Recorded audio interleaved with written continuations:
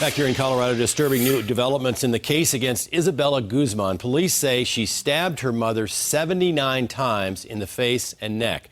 This booking photo just released of the 18-year-old now held without bond for investigation of first-degree murder. 7 News reporter Lance Hernandez obtaining that arrest affidavit this afternoon. And Lance, it shows police were called to that house just hours before this murder.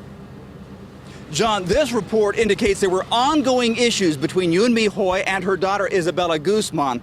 At one point, Guzman reportedly yelled at her mom and spit on her. Now, hours before that murder, police were called to this house after Hoy allegedly received a text message from her daughter stating, "You will pay." The details in this arrest affidavit are gruesome. Ryan Hoy telling police his wife went upstairs to take a shower. He heard a thump, ran up, and saw blood oozing out from under the bathroom door. When he tried to enter, he told police Isabella Guzman pushed the door shut. The affidavit states that he ran down to get a cell phone and heard his wife yell, "Jehovah." Then the door opened. He saw Guzman walk out with a knife at her right side, staring straight ahead and not saying a word. It definitely sounds like something out of a movie, actually. We shared the contents of the probable cause statement with Dr. Sean Worthy, a clinical psychologist at Metropolitan State University of Denver, specializing in domestic violence and family issues. In real life, there are a couple of different things that might be going on. So number one, you have to wonder, is there any drug or alcohol involvement? Drugs or alcohol that might alter consciousness.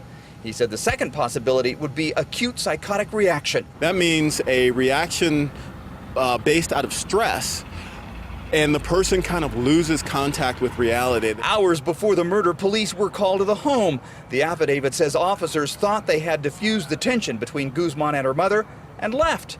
Worthy says there's no doubt Guzman was very angry. Now, something happened to this young lady in the past, and it was extraordinarily traumatic and stressful, and that she never got the help she needed. And so it just kind of all spilled out like a volcano all at that moment, and that rage was focused on her mother.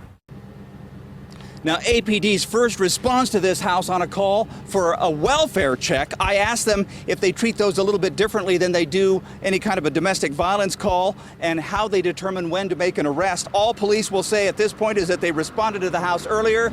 They're not answering any other questions because the case is still under investigation. In Aurora, Lance Hernandez, 7 News.